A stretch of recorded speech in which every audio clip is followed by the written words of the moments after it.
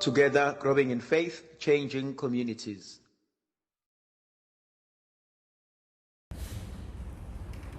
Makaduyiswe uJesu Kristu. Namhlanje thandwa zami ngifisa ukuba sibuke ivangeli likaJohanesi isahluko sokuqala ivesi lesithupha kuze kube amavesi amashumi amabili nesishiyagalombili.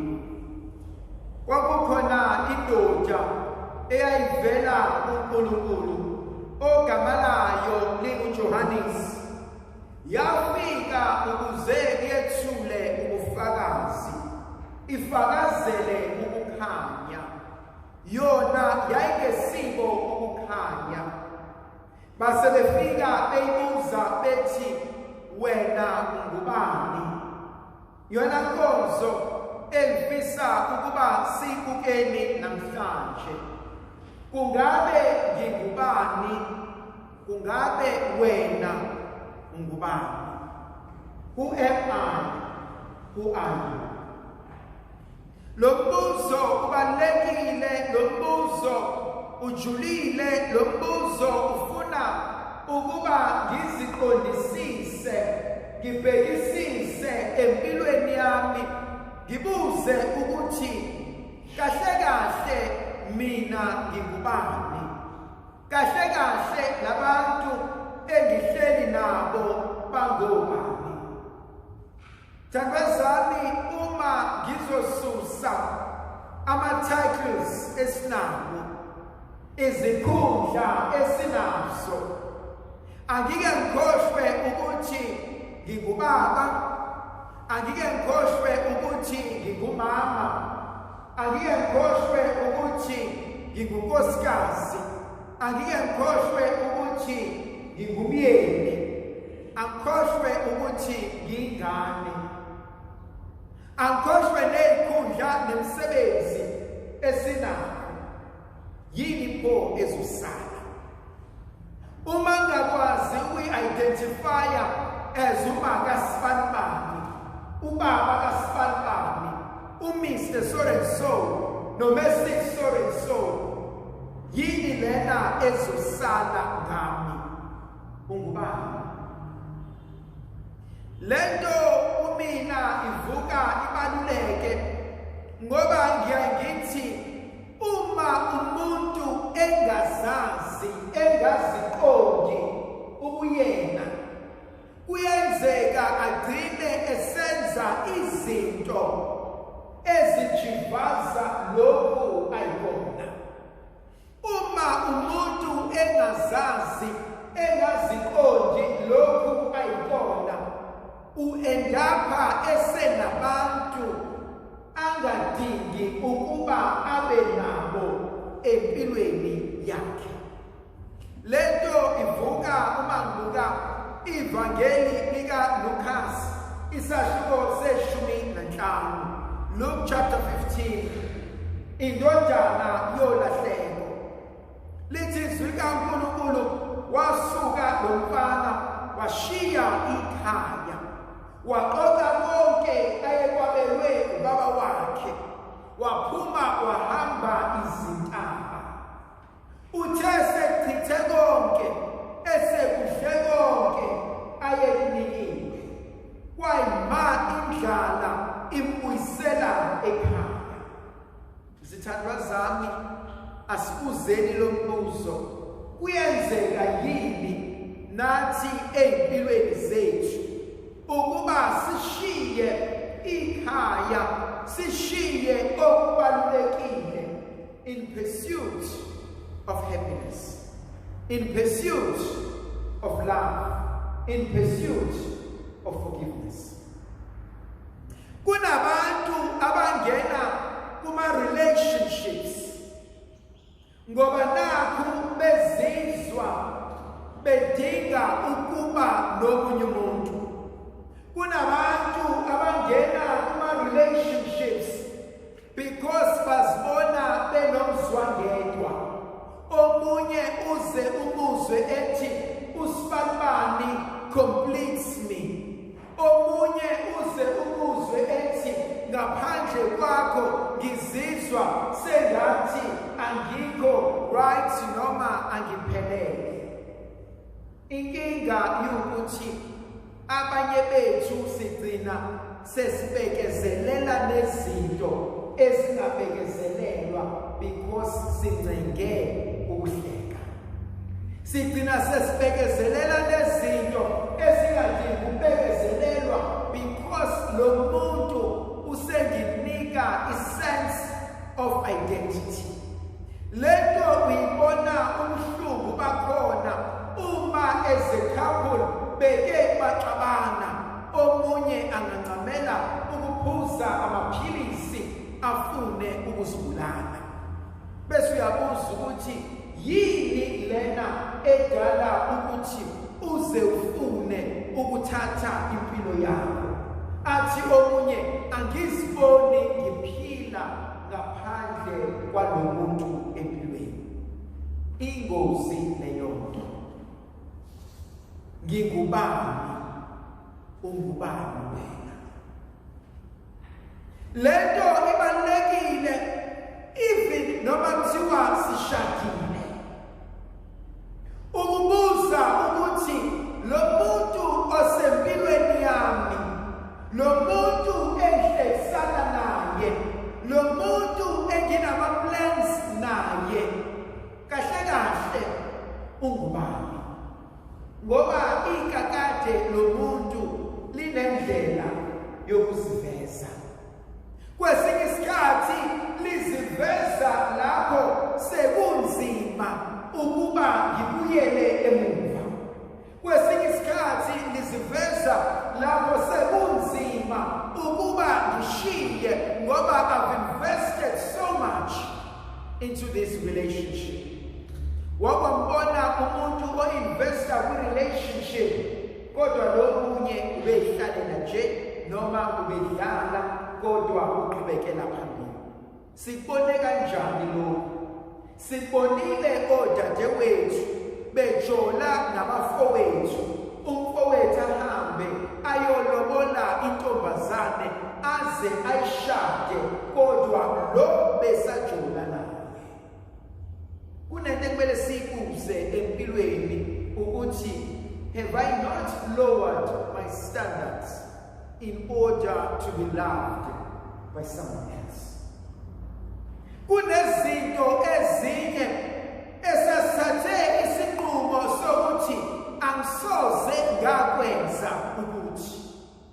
Angenze nje umzekeliso owaziwayo kodwa esingakhulumi ngawo. Intombazane ethatha imali iyoyinika umfana ithi awuhambe uyovela ekhaya. That is desperation. Kodwa kubuza ukuthi yini ephoqa le ntombazane ukuba ithathe imali inike i-boyfriend ukuba iyovela ekhaya. Hayi ngoba nakho mhlambe uthando luvutha ngaleyo ndlela, ingoba nakho uphila impilo yokukhompitha nabangani bakhe. Kunabantu njengoba kuphela unyaka kumele kucace ukuthi usibanibani uyambeswa yini noma akambeswa. Kunabantu njengoba kuphela unyaka ekumele kucace ukuthi usibanibani bayaphi ama-relationships abo noma sekuphelile. Khona omunye umuntu ongancamela ukuhlukumezeka so long as esabamba isibongo negama lokuthi ngizwana nosibanibani empilweni yami. uNkulunkulu namhlanje inkonzo asibizela kuyona iyethusa. Ngoba uyakwazi ukuba no-70 years old, no-50 kodwa ungazazi ukuthi ubani. Ophila impilo yokujabulisa abanye abantu. Yophila impilo yokuthi bonke abanye abantu ababe right kodwa wena awukwazi ukujabula. Enye into engiyibuka ingithuse uNkulunkulu asibuza ngayo enkonzweni yokuzibuza Le nkonzo ifuna ukuba ngibe neqiniso mina uqobo lwami. Ngiyakwazi yini ukuzikhohlisa? Yebo ngiyakwazi. Ngiyakwazi ukuphila impilo yokupretenda. Ngiyakwazi ukuphila impilo engesiyo eyami. Ngiyakwazi ukwenza izinto mina deep down engaziyo ukuthi angizifuni. Uthi uAugustine ocwebileyo asoze sathola ukuphumula till izinhliziyo zethu zikuthole uNkulunkulu. Umbuzo engizibuza wona ukuthi mina njengamanje nginakho yini ukuthula enhliziyweni yami? Nginakho yini ukujabula enhliziyweni yami? Bangaka abantu abasibukayo basincome, wow, what a wonderful couple, wow, wena uphila impilo engiyithanda. Bangaka abantu ababuka impilo yakho bayihalele kodwa banazi iqiniso. Bangaka abantu abakubukayo bakubonozelele bafise ukufana nawe kodwa ukube bebazi ukuthi kwenzakalani in those closed doors, ukube bebazi kwenzakalani engqondweni yakho, ukube bebazi kwenzakalani empilweni yakho, nawe uqobo ukuba uyakwazi ukwenza, ngabe uthatha umzimba wakho ukhumule ubekele, uthatha ingqondo yakho uyikhumule uyibekele, uthi Nkosi ngisacela ukuthula. uNkulunkulu inkonzo asinika yona iyamthusa. Sithi isintu umuntu inkosi ukuzazi. Khona inkonzo engithusayo. Khona abanye bethu ngokuzwana nabanye abantu sesigcine sesikhohliwe abantu ebesibona. Enzuzekeliso, nansi ingane ephuma ekhaya eliphilayo, yafundiswa inhlonipho, yafundiswa zonke izinto, isuke lengane iyohlala ecampus, iyohlala eRest, iyohlala eBroadway, iyohlala nabangani. Iqale lengane ukufunda imikhuba engayazi. Iqale lengane ukwenza izinto nabangani. Ubobuka umuntu osaqala ukuphuza utshwala, uthi angaphuza bomthuze, athi angaphuza abuyise. Kodwa osewumasta, oseyijwayele lento, usekhipha ngobunye. Akanqeni ukuphuza namhlanje, aphuze kusasa, aze abomele utshwala. Ubona ukuthi unenkinga uma usubomela utshwala. Uthi yazi namhlanje ngibomile, ngifise ngathi ngashaya into ka-1. Akusewena ophethe impilo, sewutshwala osebudlala ngempilo. Nakanjalo nezinye izinto esithi masezenza sibuke ukuthi lento akuyona into engakhula ngayo, akuyona into engakhuliswa ngayo. Umbuzo omunye ukuthi uzufinyelele la kwakwenze njani? Uqonde ukuthi ngakwenza ngikwenziswa abasempilweni yami ngaleso sikhathi. Kunezinye izinto engizithandayo uJohannes azishoyo. Uthi mina angisiye uKristu, angisiyena futhi uElijah, angisiye futhi umprofeti.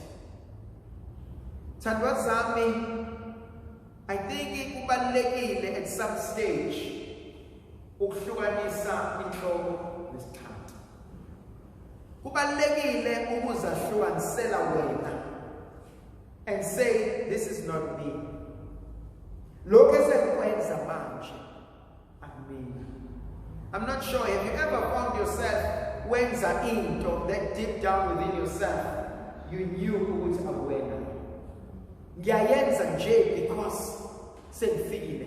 Ngiyayenza nje because ngifuna ukujabulisa uSifanibani. Ngiyayenza nje because oSifanibani vele ba-expectile.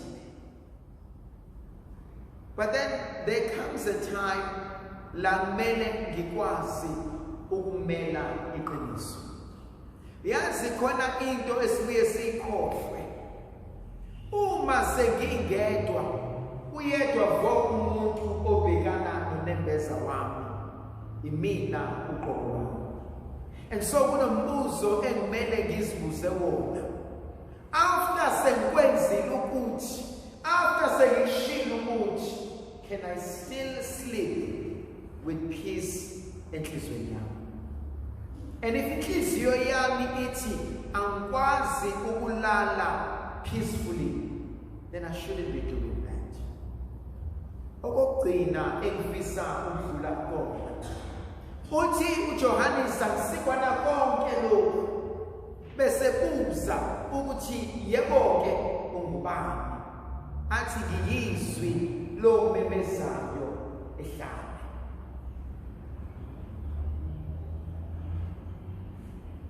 Look around you. Look at the people in your life. Who are they to you? What role do they play in your life? Are they giving you life? Are they helping you to be the better person? Or are they sucking life out of you? Are they adding any positive value? Having met them, can you say your life has grown? How much have you sacrificed? How much have you put into a relationship? Yena yini ayenzayo. Yabona umufuna ukubona ukuthi how toxic is a relationship. The moment upartner wakho esekwenzela ama excuses. Hayi uSifanibani akakwenza ukuthi bani uyazama ngoba wenza ukuthi. The moment esekwazi ukwenza ama excuses for you, then you are in a wrong place. So look around and say, yikuphi okulethayo empilweni? Yikuphi engikulethayo empilweni yami?